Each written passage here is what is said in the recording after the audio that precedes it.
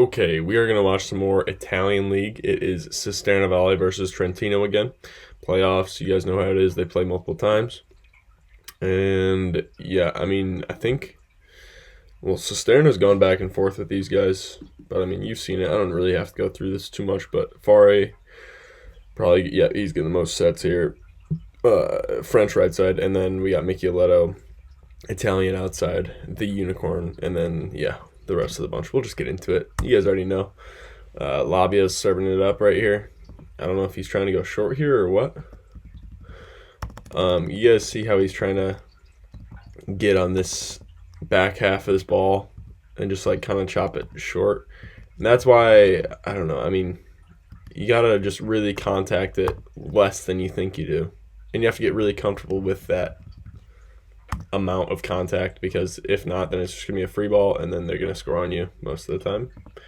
Good help defense by Michielletto, of course. He's always helping.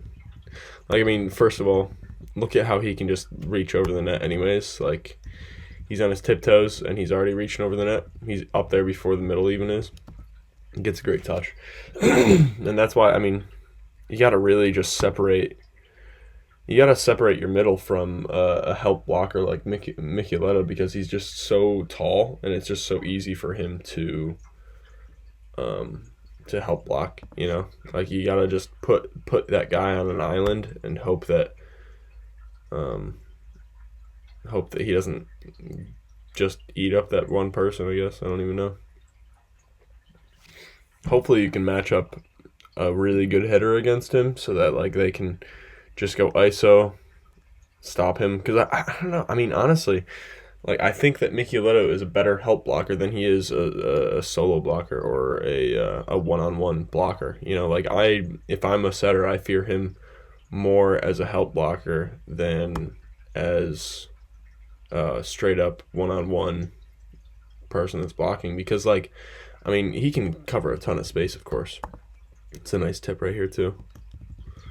And look how he waits until the blocker's on his way down. It's barely, but like once he's on his way down, he waits, and then he's coming down, hits his arms, and obviously he pulled his hands, so it kind of helped him. But like right here, let's see what he does here.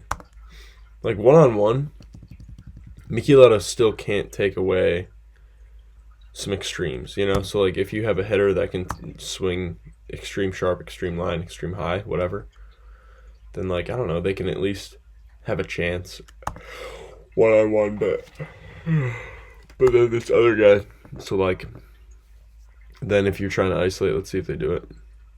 No, they actually don't. They actually are kind of like forcing him. I don't know, it's interesting.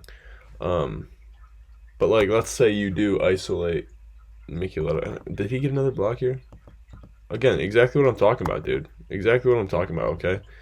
Like, he has 3 options in front of him, but yet he's still able to just get up there so quickly before everyone else, because he's so long.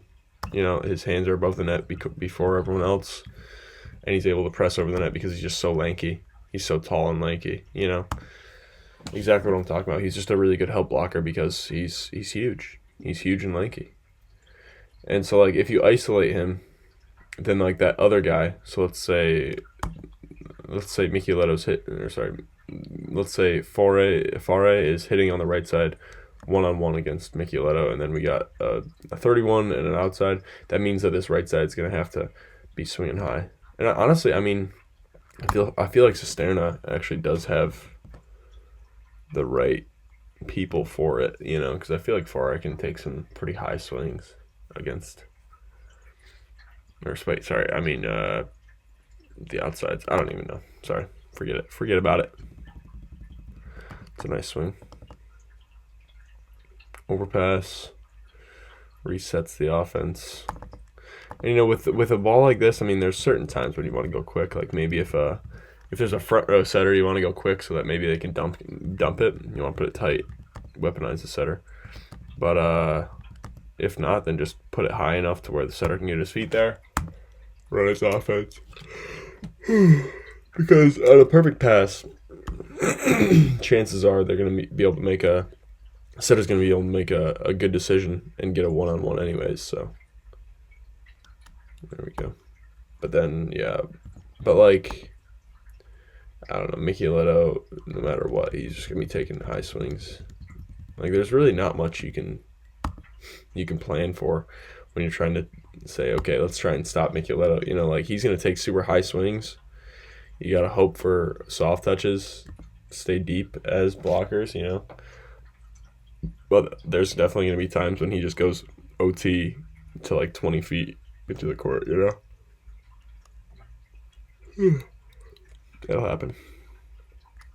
Let's see right here. Little tip action here. Tips, getting them going in the net. I love it.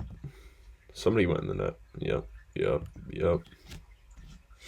That's frustrating. That's a frustrating action. Get someone in the net. Is this not Labia? Yeah, it is Labia. Okay. It's a really nice swing. Let's see this one more time. And I think it looks like he just goes over the setter there. That's nice. And look, I mean, you got to contact it in front of the setter if you're trying to do this right here to go to the 6, you know? But, like, the thing is, even if you're going OT and it would be landing like a foot here, it's either hitting their hands, and if it doesn't, then this person's, I don't know, chances are they're going to make a move towards it and touch it anyways on defense. So, because, like, they don't want to risk it, you know? At least at a higher level, they're not gonna risk it if it's near them. They're gonna try and play it. I mean, sometimes those people will just hesitate anyways. Let's see this. Did Labia go OT again? Good for Labia, man. Looks like he's really figuring out that OT right now. I think he got a small touch, but wow, good for him. Yeah, it looks like they challenged it. Wow, good for him. Deep swings are gonna pay off, but like that's exactly what I'm talking about. Is it got a super small touch, and it landed a few feet out of bounds. So that means that if that person doesn't, if that defender doesn't say, okay, it could possibly be a touch, I'm gonna play this. Boom, it's a kill because it hit the fingers. But if he does play it, then it's probably going to be a difficult one for him to dig anyways, so you have a high chance of scoring still. So, you know, and I don't know. You know, I get swings like this sometimes where I just like don't take it sharp enough and it just chips off the block. I wouldn't aim to do that, but it'll work out. It'll work out sometimes. You know, like you just might swing away and boom, it hits the block in the right way. You know, but don't aim for that. I wouldn't say aim for the middle of the block usually. Deep swing, I think it's out of bounds though.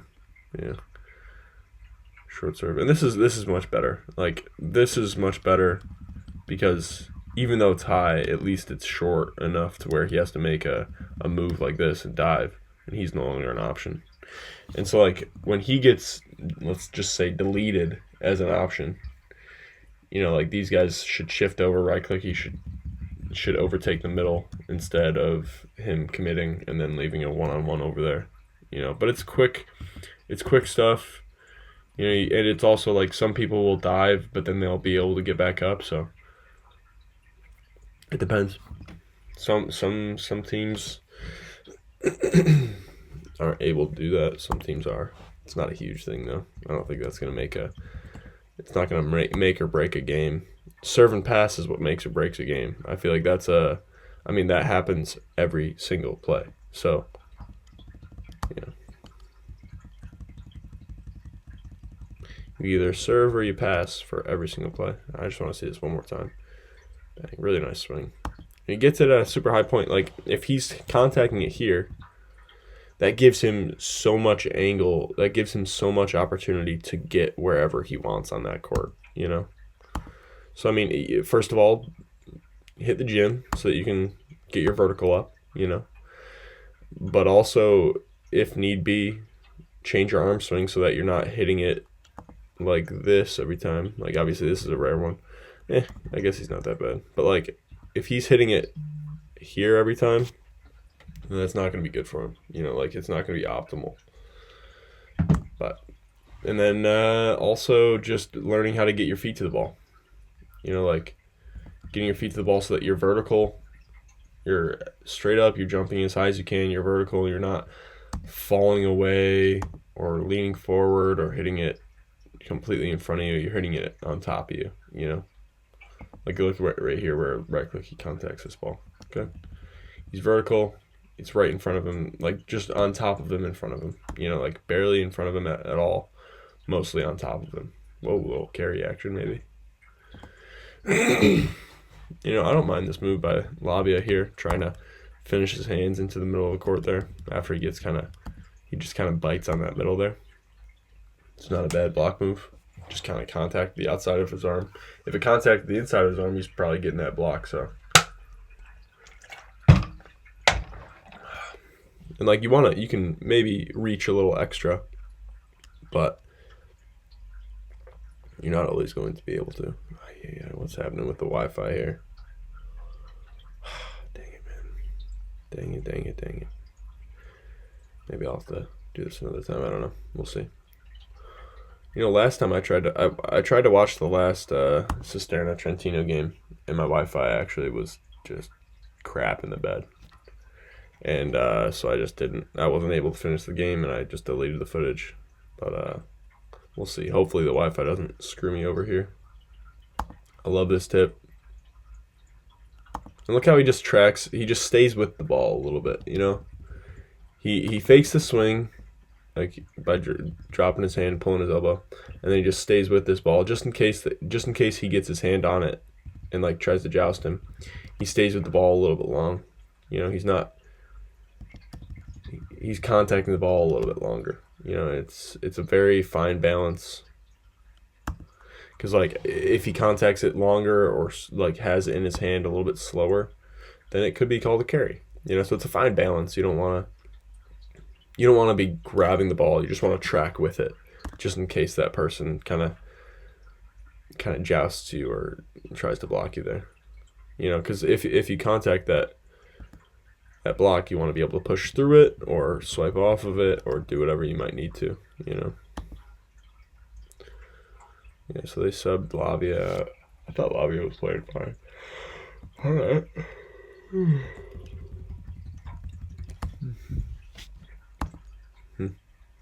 Interesting. Dime by Michielletto. This kid, I don't know who he is, but Magalini. Taking some high swings, taking some rips. Good for him. I really like that. I don't know. He's maybe fallen away. He's falling away a little bit, you know, like he's jumping towards behind the pin a little bit instead of like going towards the ball. But like he's facing the ball really well and then just finishes his hand to where he wants to swing there. And it helps that he jumps real high, but yeah, like you can get away with jumping away from the ball sometimes, for sure, as long as you're disciplined with your arm swing, stuff like that. But you know, it's just kind of like a percentage type of thing. Like it's not always going to be optimal. So you're trying to do what's optimal every single time, of course. You know, that's what a great athlete would do. Good help defense by Spertoli. This is not a common, not a common block by Spertoli, I'd say, because most of the time he just leaves. Good stuff by him though. But like if you notice that a team is getting away with that run a lot, like they're running the 31 every single time and they're getting away with it, then yeah, good job by Spertoli there. I mean, it still kind of funnels in between them. Good choice by that setter. Of course, I mean, you guys know I love his setting decisions, but yeah, and like look at how he just watches he just takes a look at where the middle is every single time, and then he knows where his middle is approaching. He knows that his middle is kind of approaching, not right on him, maybe on his left foot, you know, just a little bit off of him, so that when that middle jumps with him, because obviously he's setting him here, he's jumping diagonal instead of straight up. You know, like middle blockers are just at a big disadvantage if they're jumping to the side of themselves. You know, that's why like fronting a hitter is like, look at how he's in the middle, but then he sees where the route is, he steps over and then jumps in front of him, you know. Good choice by right clicky, even though the ball dies inside. I don't know if that was like meant to be an inside route or what, but again, like, I don't know. I mean, one-on-one, sometimes you can do something extreme, but like, if it's tight enough to where you think you can just grab it, like if it's tight enough, which it looks like it's pretty tight to the net here, dude, please go up and grab the ball. Get your feet to that ball and go up and grab it. You know, don't try and do something extreme and gamble. Go up and grab the ball. If it's close enough for you to grab it. You know, like that goes for out of system, in system, semi in system, does not matter. If it's tight enough, go up and get it. Like if it's tight enough, get your feet to the ball, jump straight up, reach right over the net, grab the ball. Okay. Not always going to be able to do that. Sometimes you won't even get a chance in an entire game to do that. But yeah. Again, he's just taking a look every single time. Every single time that he's somewhat in system, he's taking a look at the middle, deciding what he wants to do. And he's usually making pretty good decisions. Let's see how far he gets here. I think he gets blocked. Yeah, he gets blocked. Not bad. Let's see the block move, actually. Look at this split step. It's kind of like I feel like the best split steps are less of like a true hop, and it's more so like you're lifting your feet and letting your body drop, and then your weight is dropping because gravity's having an effect on you even while you're standing there. So when you lift your feet up, gravity's going to bring your whole body down and kind of load you, and then boom. Like it's such a watch his footwork here, and he doesn't really go up. Like watch his torso, okay? His torso doesn't really go up at all. It actually goes down the entire time. It's just his knees that lift up, and then boom, split step. It's a good move. Obviously, he didn't get the block there, but I'd say that was a pretty good move. You know, I don't know. I liked it. Very interesting. Those are small details, but like if you're really trying to perfect your split step, then there's just small details that you want to try and look into. Sneaks it through there. Yeah, that's why closing the block is very important. You know, it really is. I don't know. Sometimes you're not going to be able to. I feel like that one he definitely could have. Let's go back to it real quick. Like, it looks like he just kind of stops himself a little bit short. If maybe he can cover a little bit extra space from here to here, then he could have closed it. But again, close it with your feet so you don't have to with your arms, because if you have to close it with your arms, then that takes away your ability to press, you know, so it just takes up less space. Obviously, taking up certain spaces are more important, like right in between the blockers. It's a very important space to cover up. But like if you can increase the amount of space, then that's also extremely important. Let's see, is this tight again? I don't know. I mean, when you're blocking against a guy who's, I don't know, pretty big, I don't know, there's some different fundamentals, if I'm being completely honest. I don't even know. If you get yourself into a situation like this, stay where you are. And that goes for defense as well, okay? Because trying to move around, first of all, gets confusing because then who knows, you know? But also, like, if you're moving around and stuff, you're not balanced on contact. So, yeah. First of all, communication's huge during that, in plays like that. You know, stay, or stay where you are, and then I'll switch, you know, wherever. Now, this is a great angle. Look at how Baranovic leaves this ball inside just a bit. And then, what's his face? Number 20. Look at how he gets outside the court, gets a really good angle, and then just keeps that ball in front of him, blasts it towards it. Boom. An angle, like the angle at which he's approaching. Let's see, let's go from here. I'll keep my mouse there. Okay, let's see the angle at which he takes his swing. You know, he has to add a little bit with his shoulder. but like for the most part, he's almost going straight from this angle to like the approach is aiming towards the space that he wants to attack. You know, I don't know. That's just me. But like I don't know if you can kind of maybe half the difference on that and just go towards the middle blocker so that you can just have your shoulder do the extra work. I don't know. It depends on what you're comfortable with.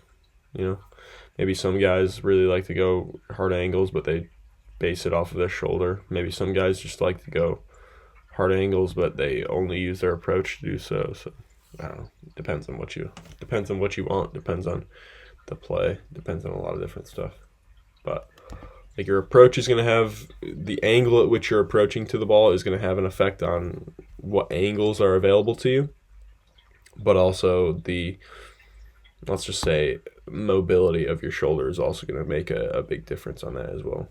So those are two things to think about when you're thinking about, oh, I need to be able to swing at better angles, you know. Good for him to just take a 3-step approach, get on that ball. I'm talking about the man on the Lakers, LeBron. Boom. Like, this is what I'm talking about, too, though. Like, the angle at which he's approaching, it's straight on, straight towards where he's swinging. Great, wonderful. But then he also just kind of has to adjust his shoulder a little bit to make sure he's around that ball and behind that ball. Boom. Good job. Those are two things that I think make a huge difference. Everybody else might have different opinions. Who knows? I love this. I love this reuse because, again, like I've said this before, but it's like if you're trying to recycle towards your people that are covering. Okay, it's just going to make it a lot easier. Oh, don't get faked out, right-clicky. I would much rather right-clicky not be up on this triple block than get faked out on this double block here. Bang. Nice. Good job by Varanovic. And look at how late he shows it too, because he jumps facing him, and then he doesn't like change the angle of his contact until super late, and then just finishes his hands that way a little bit. Yeah, it's real small, real subtle body movements. It's all about lying about your body language. You know, like you guys, if you're trying to be a deceptive setter, you got to be the opposite of Shakira. Have your hips lie constantly. All right, let's see, buddy. Get the joust. No. Get your feet there. If he's just a little bit early and gets his feet there, he's jousting right clicking, he's fine. But again, like he doesn't get his hand on that ball by just a little bit. And right clicky, obviously. Look at where his hands are right now. Okay, you see where his hands are? He's going like that because he's just barely like he just wants to make sure his hands are on that ball. Boom.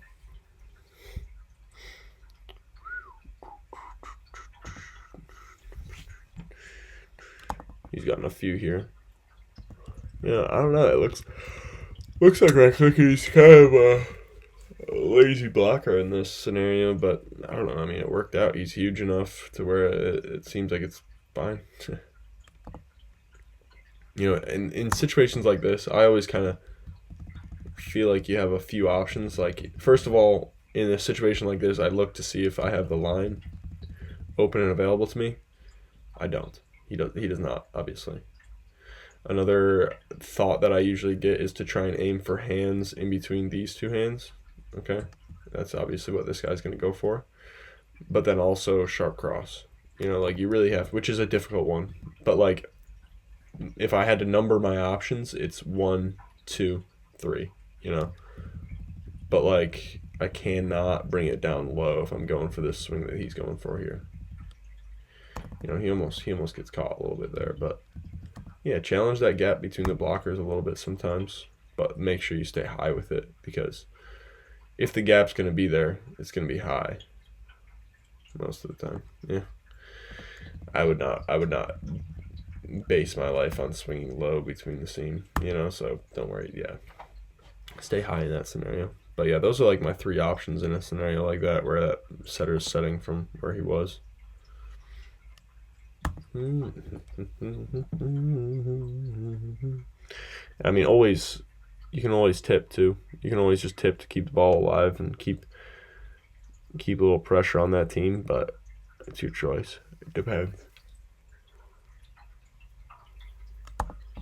Again, like, he could have just ran straight forward and faced right clicky here, turns around, but then he looks and then he acts like he's going to set outside, but then he sets the right side here. I think it goes out of bounds. But yeah, they're trying to, both setters are always trying to lie about what they're doing.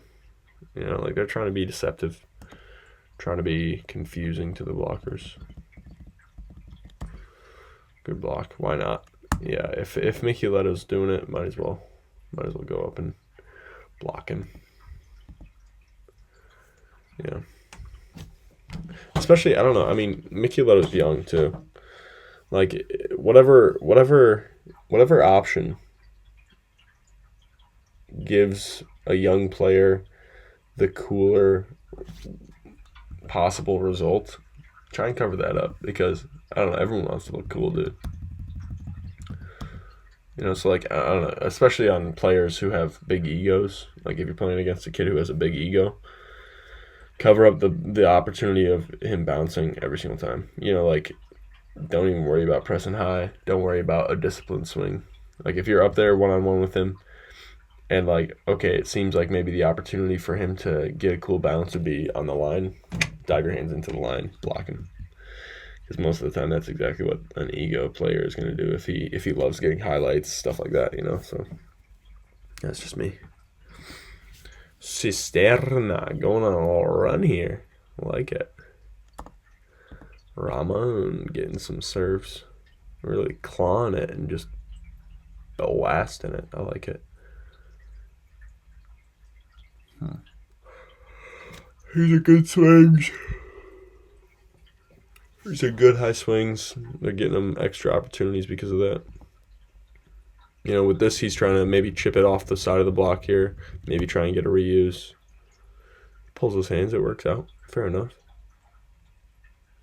You know, if someone pulls their hands and you don't get your recycle opportunity or whatever you're looking for, fair enough, you know. I'm not sure. Did it hit the middle's hands? I would guess it did.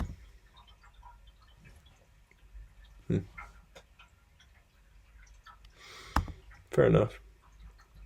Fair enough. If I was right there in the 6th spot, I mean, he's not dodging that, so why not?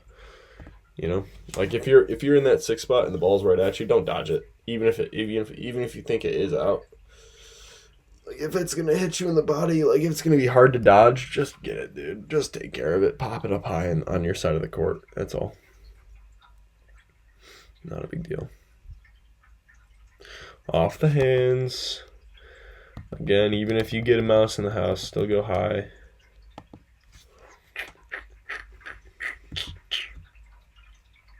$22.19, second set here. Float serve. It's a nice float. Real nice float. Let's look at this float again. Look at the movement on it. Look at how little spin there is. Look at how it moved. Look at that tempo.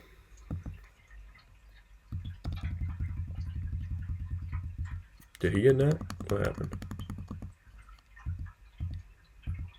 Yeah, I think he got net there. Yeah, it looks like he got net. Very interesting. I like that run, though. I like that, like, such a quick run right over top of that. Right over top of that 31 route, you know? Like, I forget what I called it, but, like, what's the, like, oh shoot, that's a big old fault. Like, I think in the MLB, what they call it is, like, pitch overlay, where it's multiple pitches and they look like they're on the same route for a while and then they break off. Same thing with your sets, you know? Like, your 31 compared to your outside go ball, whatever you call it, they should look pretty similar off the bat, so that it confuses the middle a bit, and the outside and the right side too. You know, if you can get that guy to bite too, that's gonna be huge. Most of the time they won't. Much less often will they bite on it, but.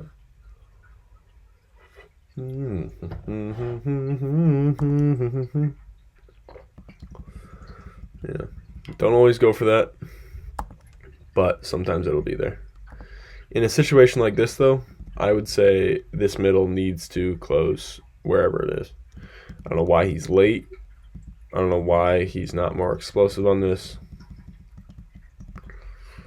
And I don't know why he doesn't close that. But like in a scenario like this, these are the scenarios where the middle should be dominating the play, should be dominating the game. Because those are your opportunities to put up a super, super solid block. Yeah, fair enough. He gets a kill, though. He got it. He made it up for it. He made it up. Boom. Yeah, like from here to, I don't know, here, I can't really tell if that's for him or him. I'm not even going to lie. Yeah. It's good stuff. Did he full fault again, bro? Oh my gosh, dude, back up. Back your booty up. Spertly, see ya. No. No, sir. That one's gone. That one's out of bounds. Flutter. Bad out of system here. Oh my gosh, man. Bad. Terrible out of system. And yet Michielletto is able to sneak it by that blocker there. And I'll tell you why it sneaks by him. Because he's not pressing forward. He's pressing sideways. And that's, first of all, that's why it's important to make sure you get your feet there so that you don't have to do this. But, like, you're taking up so much less space if you're reaching to the side of you instead of forward, you know? Like it's a whole thing. It's a whole thing. But, like, make sure you get your feet there on the block so that you can press straight forward, first of all. But then when you're up there,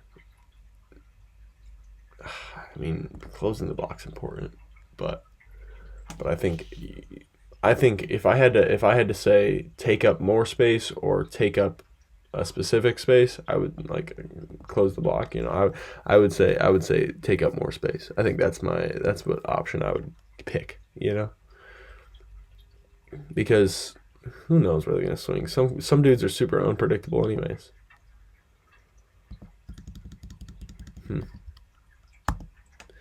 But then, yeah, then it just funnels through there sometimes, which is frustrating too. Look at that. Look at that cut. Oh, shoot. Looks like it's on this side, and then it gets to the other side. Really, really tough. Well, and you know, if your serve has some cut to it, it's even if it's right on you, it still is tough to pass. Because like a serve like that as well, right after he serves right in the libero's lap, he goes into a seam twice now, gets two aces right in the seam, because like the libero kind of has to delay. He has to wait to see where that ball's going to go, you know, which is super tough, which is why cut is important, which is why good contact is important. Good for right click. Right click, he's cooking now. Wow, good for him, man. Yeah, deep swing. That's a deep swing. That's in, yeah.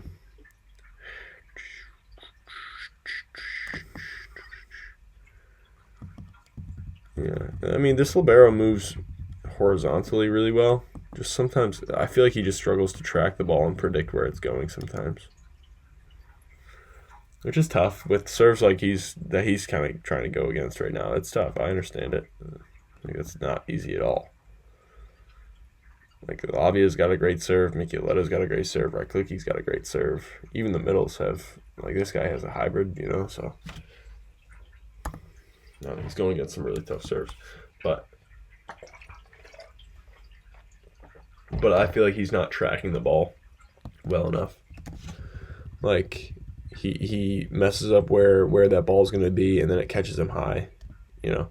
And right here, of course, this is a great example of why you need to get the ball outside your body, because it's right on his center line here.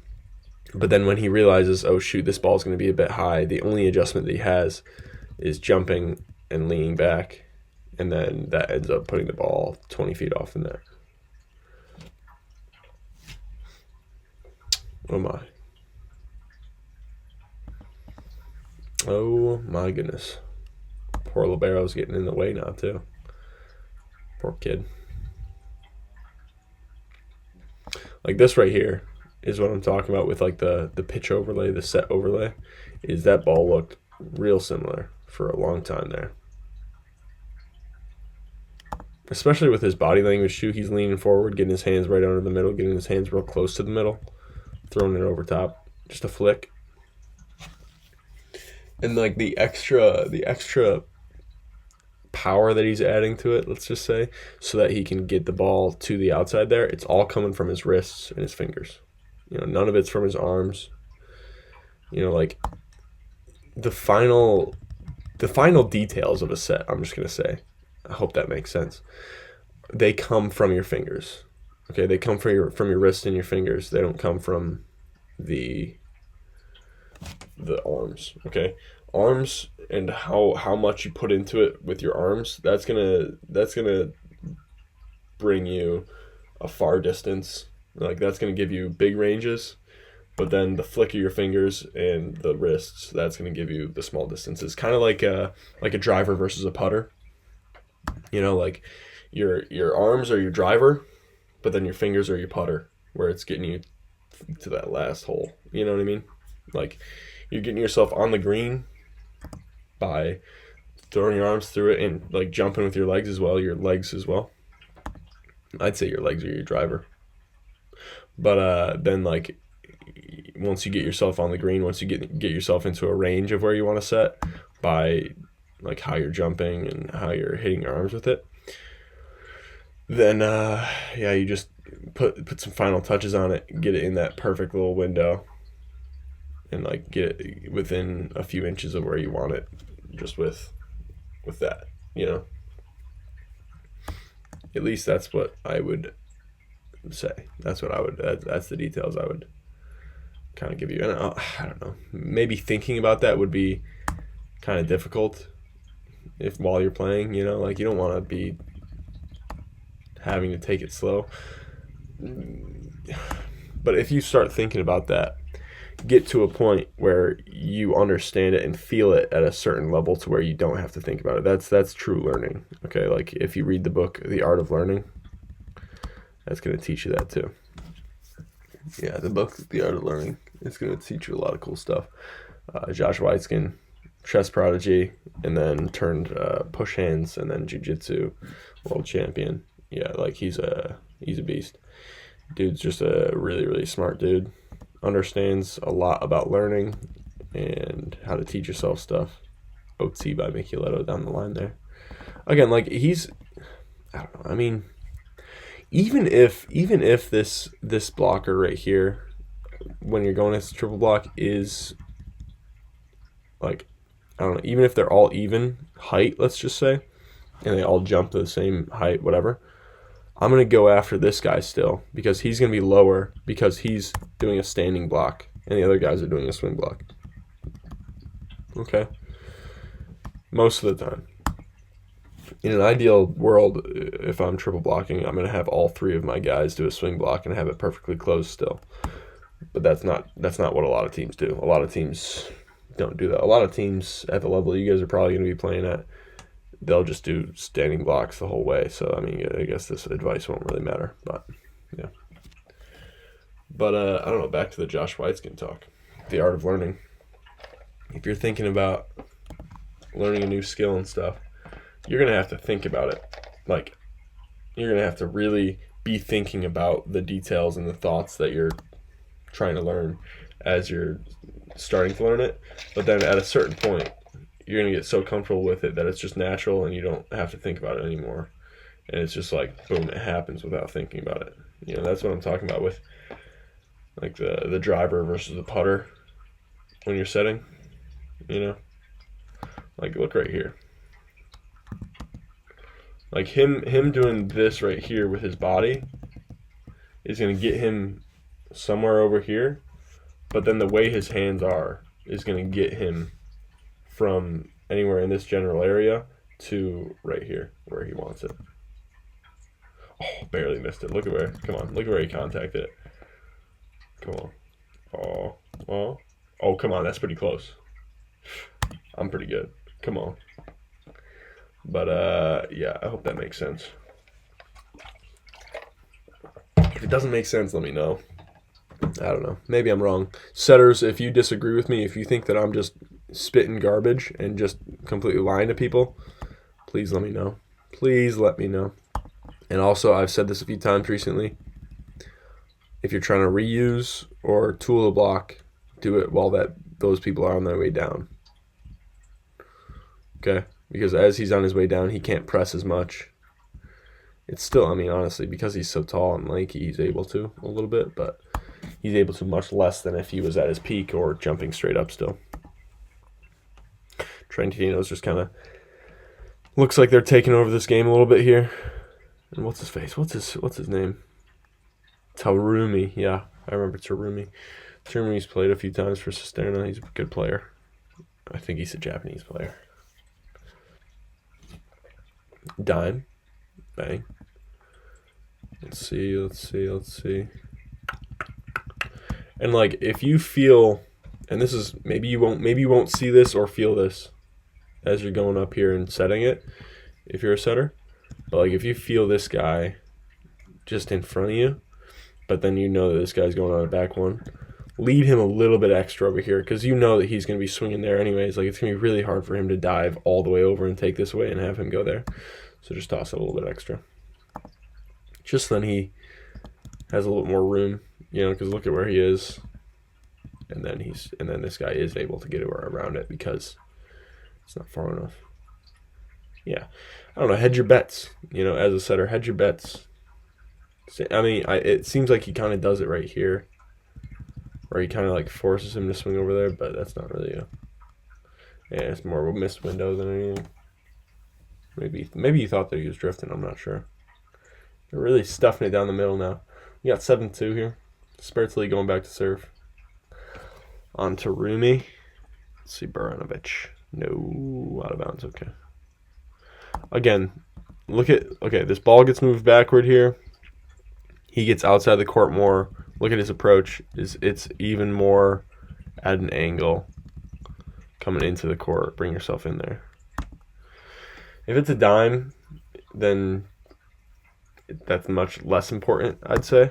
It's still important. I think it still is important to kind of take yourself and bring yourself, like, approach at an angle, into the court. But, you're going to be able to do... You're going to be able to do a lot more in system just because the set's better and the block's worse. Nope. Setters, seriously, if that driver putter analogy makes sense, please let me know, because I'm going to start using that while I coach if that does make sense. And if not, then I'm not going to use it while I coach, because that it does not make sense. So I like this little show and take here. On the toss, they go somewhere. They go to where he thinks he's going to serve. Perfect pass. Isolate. And this is what I'm talking about here. This is what I was talking about early in the game. Is if you isolate this guy, okay, you have the 31, you have the outside. First thing, this guy's gonna have to be able to just beat a single block, okay. And then this guy's gonna have to be able to swing high deep into the court, or at least maybe go in between. And this guy is sometimes going to have a double block in front of him. He's going to have to make some good decisions, be good. So, but you got to understand before you like choose what routes you're going to have people on. You got to understand how your own players are going to respond to that. Like if they're going to be able to handle that. Because if Tarumi is required to take some really disciplined swings, because he's going to probably have a decent double block in front of him. Not a huge double block, but a decent double block in front of him. But if he's not going to be able to handle that, then don't. You can't be doing that. You got to do something else. You got to figure out another way. Or you just can't set him while you're running that combination of routes. We got 9-12. Decent serve. And also, I did start serving from the 5. I talked about this a few videos ago, I think. I started serving from the 5 just to test it out, just to see if it feels nice. It feels real nice. And it looks like it's going to be used sometimes. So we'll see. That'll be fun.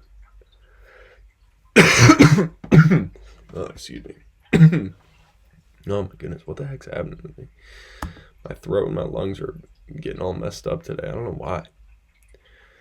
I have not been sick all year, and now I got a little scratch, a little tickle in my throat. It's real frustrating. Oh, look at that turn by the middle here. And like just the crossbody of it, like he it's quick. Like going crossbody I'd say is quicker, and most of the time it's less like you're not giving away what you're doing, I guess. But you're gonna be able to go less angle, I guess. So it's not the same. Anyone that says, and I used to say this by the way, but anyone that says that crossbody and like going through with your body are the same thing, they don't. They actually accomplish different things for sure. So because like if he goes crossbody here, he might not be able to hit right here. But it doesn't look like he's going to go or it doesn't look like he's going to go cross. Okay? But if he goes through like this and just like swings through, then he's going to be able to swing harder and probably more angle. So, yeah, that goes for when outside the swing down the line, stuff like that too. So, yeah.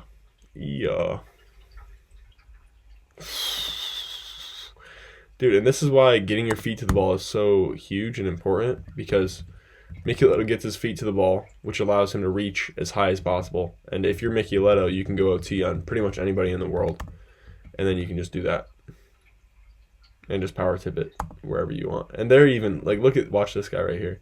He just goes, dang, yikes. Yeah, they just go, wow. I don't even know if we can do anything about that. Yeah, he just OT'd me, sir. I'm sorry. Yeah, exactly. Bro, get your feet to the ball. Let yourself make a decision instead of limiting yourself. If you're not getting your feet to the ball, you're completely limiting your ability. Okay?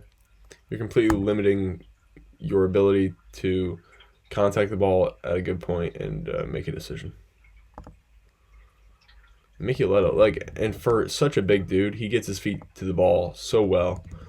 And him getting his feet to the ball consistently means that he consistently contacts the ball at his peak. And his peak consistently is insane. If he's able to do that, then so are you, man. A little dunk to this side there. I like it.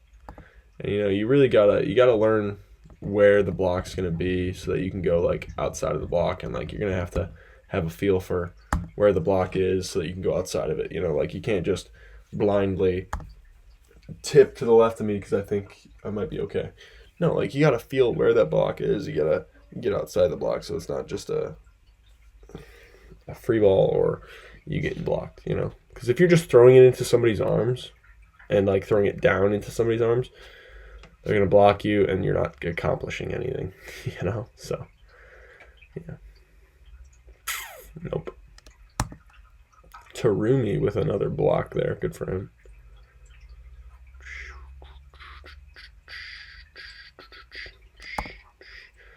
A little chop action. I don't mind this. I never mind this really. I don't know. I don't know what his choice was here to go there. But maybe it's because he slowed down. He slowed down his swing a little bit. Honestly, I don't know. Yeah, obviously it was not the correct read, but I wouldn't say it's a terrible read. If you see a guy's, and this, let me go back to this because I guess the thing is, like, if you see him slowing down his approach or whatever, actually he leaves so early, slowing down his approach or slowing down his arm swing, instead of running to that tip, just change your posture. Change your posture from this right here, like where you're just locked in, ready for a swing, to up here. I don't even know. To like up here, ready to go, like on your toes, ready to move, instead of running one way. Hopefully that makes sense. Yeah, it's more so about changing your posture instead of selling out one way or the other.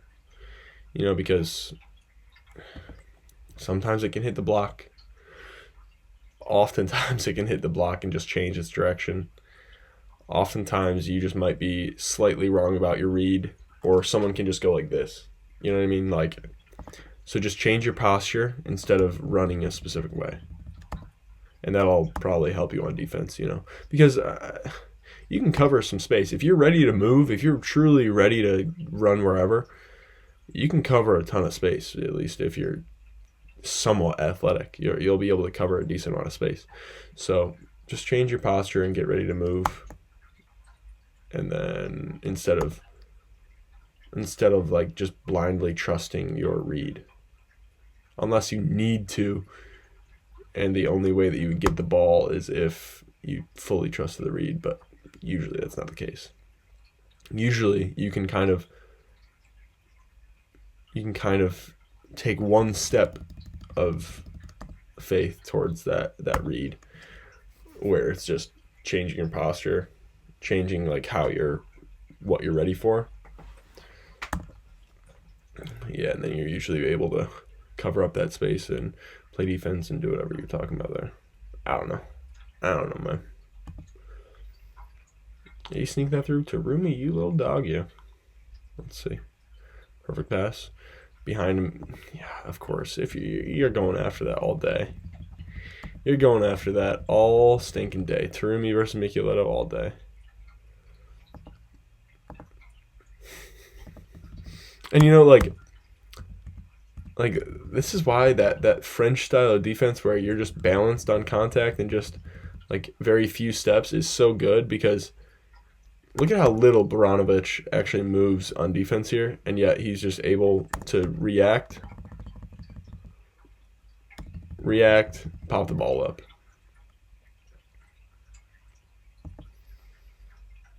I don't know, man. Just sit still, be balanced, get ready to go up and do something. Good swing by Fari, going cross there. Deep corner, it looked like. Oh. Alright, it's a free ball. That ball's up there in the air there. Okay. Good touch by the middle there. Yeah, and like this is what I'm talking about on a play where you're waiting to see where everything is instead of committing. Dive into an angle and press over the net immediately. Sometimes if you're just a little bit too late, then it might do what just happened right there, but still, I'd say that's your best plan of action. Can Tarumi swing at that ball? No, probably not. That's okay. Oh my gosh, Michielletto over the top. Yeah, if you can find your Michielletto or your big time point scorer in the back row late in a game, do it, bro. Do it. As long as you have a good connection with somebody. I really don't want to hate this swing because I think it's a great idea from Tarumi. It's definitely hitting off his hands. Actually, maybe it would have missed. But I don't hate that. I don't hate that at all. He just pulled his hands, which is a rare thing. But did he give it away? Let's see. Yeah, right there, maybe. He might give it away with his body language here. Yeah, maybe a little bit. Good read by him, by Reklicki. Yeah, and that's why, again, it's important to be able to see the hitter while he's doing something, because if it looks like he's just going to blast it off your block, then you want to be able to see that so that you can pull your hands and do something smart. Oh, Tarumi. My guy. That's not a terrible swing either. That's not a bad swing either. I'm not mad at that swing either.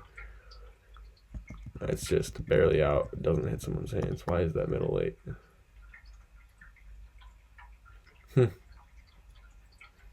Dang, man. I think that's their season too. But it was a really good game. Probably a pretty good series. Thanks for watching, guys.